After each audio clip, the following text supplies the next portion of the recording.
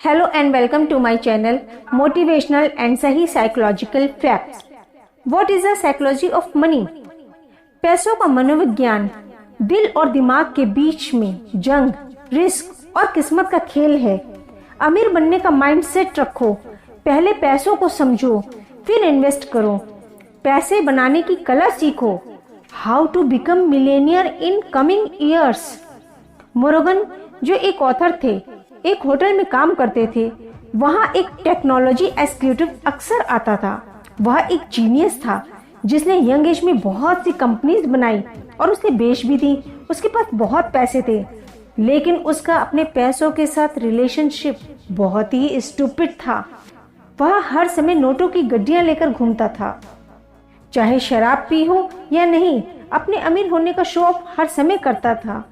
एक बार तो उसने हद कर दी जब उसने अपने दोस्त को बहुत सी गड्डियां देकर कहा कि उसे गोल्ड कॉइन में कन्वर्ट कर दे।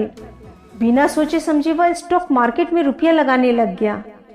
पैसों के साथ ऐसा बेहुदा व्यवहार सिर्फ मस्ती के लिए। अब आप सोच सकते हैं कि उसका ये बिहेवियर कितने समय तक चला होगा। मोरोगन को कुछ सालों बाद पता चला कि कैसे वह जीनियस बैंकक्रप्ट हो गया। पैसों को सही तरीके से हैंडल करने की कला आपके स्मार्टनेस पर नहीं, बल्कि पैसों को लेकर आपके बिहेवियर पर निर्भर करती है। कभी कभी एक जीनियस भी पैसों को गवा देता है, वहीं कभी कभी एक साधारण व्यक्ति भी पैसों से अमीर बन सकता है। साइकोलॉजी ऑफ मनी को हम रोनाल्ड जेम्स के माध्यम से समझने की कोशिश करेंगे। रोनाल्ड जेम्स एक सफाई कर्मचारी था और अमेरिका के गांव से बिलोंग करता था। यह साधारण आदमी जब 92 साल की उम्र में मरा तो देश विदेश के अखबारों में उसकी खूब चर्चा हुई।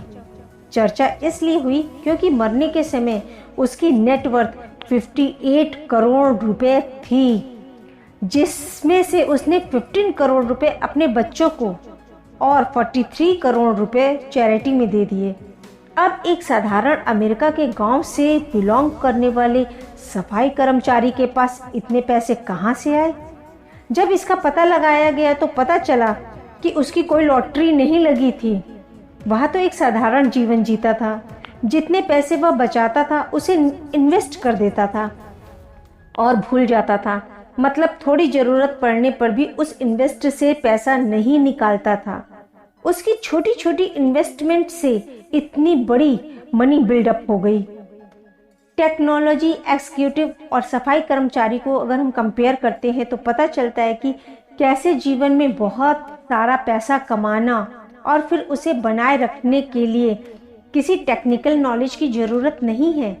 आप पैसों के साथ कैसा बिहेव करते हैं इसकी जरूरत है। पैसा कमाने की कला एक सॉफ्ट स्किल है। कोई भी इंसान सीख कर फाइनेंशियल सक्सेस पा सकता है। एक टेक्नोलॉजी एग्जीक्यूटिव जीनियस होने के बाद भी बैंकक्रप्ट हो जाता है, वहीं दूसरा सफाई कर्मचारी ज़्यादा पढ़ा लिखा ना होने के बाद भी करोड़पति बन जाता है। क्या आप जानते हैं कि ज़्यादातर लॉटरी का टिकट कौन खरीदता है? आपको यह जानकर हैरानी होगी कि ना अमीर और ना मिडिल क्लास, बस गरीब लोग खरीदते हैं, जो इतने गरीब हैं कि अगर इमरजेंसी हो तो वह 30 से 35 हजार रुपए भी अरेंज नहीं कर सकते। ऐसे ही गरीब लोग वहां पर सालाना 30 से 35 हजार रुपए की लॉटरी टिकट खरीद लेते हैं। वह पैसा जो उनके इमरजेंसी में काम आ सकता था। क्या इसे आप सही डिसीजन कहेंगे? शायद बिल्कुल भी नहीं। अगर आप मिलेनियर बनने की इच्छा रखते हैं तो आप छोटे छोटे स्टेप्स फॉलो करिए। इन्हें बेबी स्टेप्स कहते हैं। मिलेनियर बनने की ओर पहला कदम बढ़ाइए। Baby step number 1, save $1000। सबसे पहले आपको $1000 बचाकर अलग रखना होगा, जो आपका स्टार्टर इमरजेंसी फंड होगा। किसी मुश्किल वक्त में पैसे की व्यवस्था करना बहुत मुश्किल होता है, पर अगर आपने इमरजेंसी फंड बनाया हुआ है जो आपको आसानी से मिल जाए और मुश्किल वक्त में इस फंड का आप इस्तेमाल कर सकें। $1000 यानी इंडियन रुपीस में 70,000 रुपये। पर ये आप खुद तय करिए कि आपके इमरजेंसी फंड में कितना बैलेंस होना चाहिए। मेरे हिसाब से आपको $5000 इस फंड में रखना चाहिए, ताकि आप अपने जीवन को विदाउट टेंशन जी सकें, कोई भी प्रेशर फील ना करें। इस फंड को आप अपने शौक में यूज़ नहीं करेंगे। इस फंड से आप कोई भी अपने घर का सामान, एसेसरीज कुछ भी नहीं खरीदेंगे। केवल ये फंड बुरे वक्त के समय ही इस्तेमाल होगा।